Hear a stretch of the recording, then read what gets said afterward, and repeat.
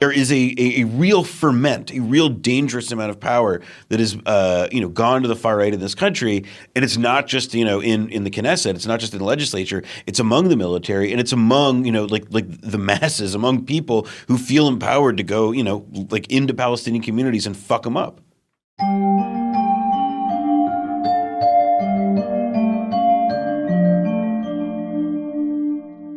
Well, on the flip side of that, then you have these quote unquote, and I'm going to say that a lot, probably pro-democracy, kind of liberal, progressive-ish protesters that are getting, really like lionized, I'd say, in the Western press. There was so many like glowing tweets and profiles and pieces all over the papers and the Twitters and whatever. They're saving Israeli democracy. Yeah, that's a hard word for me to. Well, they are technically for themselves. I mean, listen, it's a good thing as long as we just say that like Israeli democracy is just kind of like it's you can differentiate that from democracy. Yeah, exactly. Writ large. It's like it's Israeli democracy. It's like how a lieutenant general is not really general. Like it's like he's kind of lower. But I do want to like talk about that a little bit because that is one of the big tensions within the country right now is that you have this kind of, I mean, for lack of a better word, like, I don't know, like metropolitan kind of. Blake Flayton. What? Blake Flayton. I mean, there is a lot of like tech workers, right? The tech sector in Tel Aviv is fucking massive, and we can talk about that for a little bit. I mean, there was a lot of profiles about tech workers walking out of jobs of these kind of like very wealthy, Tel Aviv residents going out in the streets to protest against these judicial reforms. Yeah, but listen, the startups that they're working for, they're they're for women. They're pussy startups. They're terrible. They're not doing. They're the real money in Israel, and like the macho Israeli thing is that like the tech industry there, it's not civilian. It's not like these sort of. It's not like Facebook and stuff.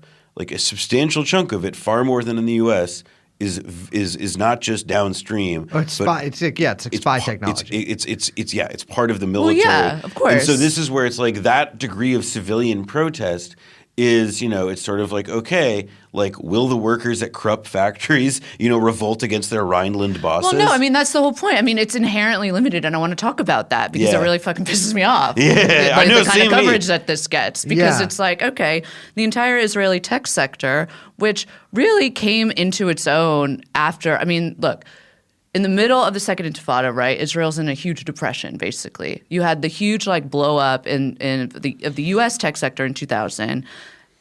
Tourism dies in Tel Aviv, basically, in the mid-2000s. And when they're able to kind of resurrect in this tech sector, it's because they are building massive surveillance tools and weaponry that they're proving on Palestinians. And they're able to sell them at such high prices because they're able to go to countries which are now like, shit, we got to, we need weapons contracts now that we're, there's a wake of 9/11. And Israel's kind of rising in this moment to offer this because they can show you, hey, look, we've used this on the Palestinians. This fucking works. That's the legacy of the tech sector, right? That's who built these people who are, quote unquote, pro-democracy protesters. And so the limitation that's built into this, I'm sorry, it just like really makes me like. No, I mean, it's really tough for me to fucking stomach this shit in the Western media when I see this kind of stuff. Well, I think too, it's without funny. that context. It's funny. I will say, like, the past couple years, the Israeli sort of like spy tech sector, I think, has become so large that it's becoming basically impossible to ignore. I mean, there was all those like long investigations. There's a story that just came out that is that's also worth seeing about how there was I think it was in the it was in the New York Times, and it was about how even though the U.S. government is right now, its official position is that they are working to shut down NSO's Pegasus spyware, which it's an Israeli product that allows governments to spy on people without them knowing. And it's like the bleeding edge of international spyware.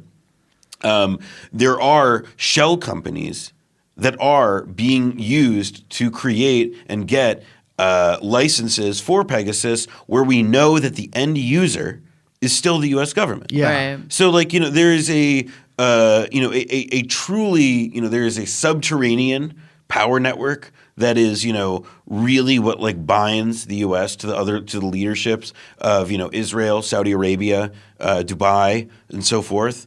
And to your point, Liz, I think that in the case of Israel, like the bourgeois Jewish society in Israel is extremely, it's hurting. Its numbers are declining. Many of the people who can leave the country for decades, they have.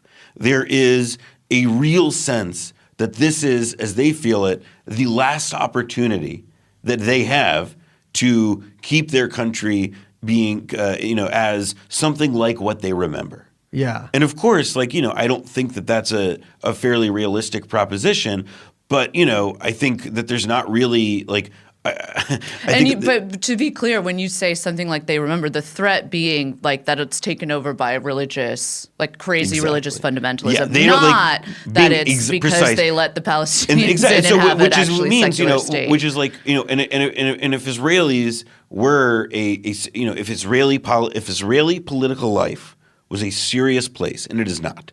But if Israeli political life were a serious place, then I think that the real basis of inquiry into how the fuck did this happen would obviously begin and end with, well, it's because we've just sort of made the whole country on like a burial ground for Palestinians.